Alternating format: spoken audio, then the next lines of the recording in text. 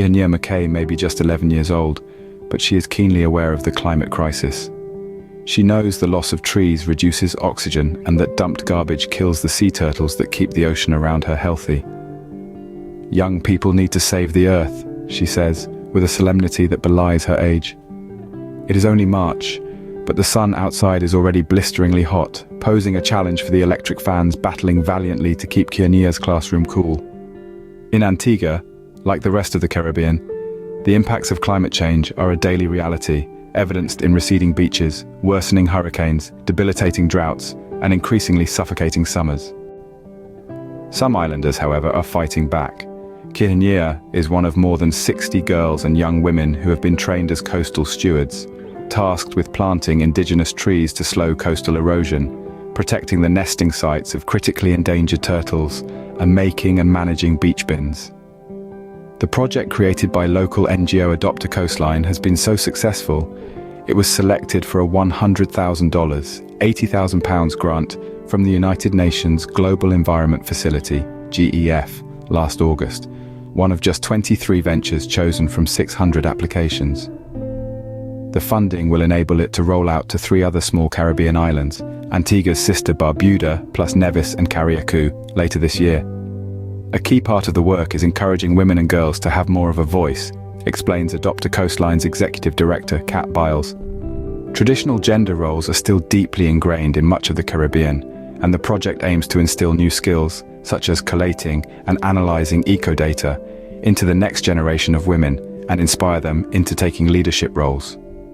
Kiania's school principal, Ryona Shaw Joseph, was delighted to get involved by rounding up a clutch of kids to take part and pitching in with a beach cleanup. "We need to teach children to take care of what we have so it can be sustained for the future," she says. "And it's important to show the girls a different path. Not everyone can just go and work for the government," she adds, in reference to the country's bloated public sector. Kaisha Joseph, a 24-year-old youth parliamentarian, dreams not of working for the government but running it, by one day becoming the country's first female prime minister. For now, though, she has her sights set on taking her younger peers along for the ride by supporting Adopt a Coastline's endeavors. "We have developed a culture in Antigua and Barbuda where certain roles are for men, and many women still gravitate towards nurturing jobs like midwives, teachers, and secretaries," she tells the BBC. "They would rather assist from the back and let the men step forward." Pensioners Beach on Antigua's west coast is one of several adopted under the program to be cleaned and cared for by community volunteers. Kaisha points out the bins the team have crafted from discarded tires, otherwise destined for the landfill site which smokes silently in the distance.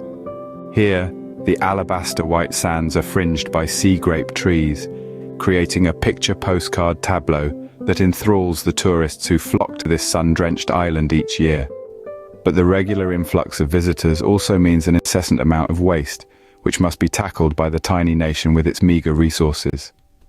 Today alone, 4 gargantuan cruise ships can be seen on the horizon. This May, several thousand more visitors, including dozens of world leaders, are due to arrive when Antigua stages the UN's 4th Small Island Developing States Conference. The event aims to assess the ability of small islands like this one, which suffer the worst effects of climate change, to develop sustainably and agree a path forward. Input from young women such as Kaisha will be vital. "We may be a small country," she says, "but we need to make our voices heard." Carolyn Perry, from the government's Youth Affairs Department, says that while more females are now exploring tertiary education, they still struggle to attain upper management jobs. "If we empower them from a young age, we will see our communities transformed," she says. Adopt a Coastline is also helping girls earn a modest income by teaching them how to craft jewelry, bird boxes and benches from marine debris for sale in the charity shop.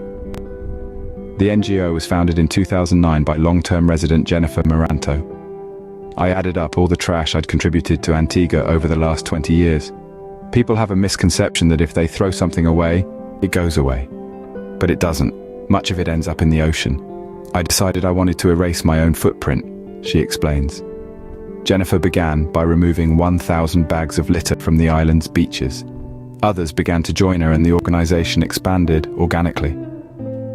For Kat, a crucial aspect of the project is the feeling of wellness derived from being by the ocean. She is looking forward to expanding the work across the region. The ideas and experiences the children get, she says, will be taken into adulthood and widen the opportunities open to them. Kaisha agrees. Right now it's mainly men in the decision-making roles, she adds. We need women too. I want to encourage them to take up as much space as they can, stand up for what they believe in and speak out. Thank you for watching Topics on Trend Go Ahead, and check out another trending video on our channel here.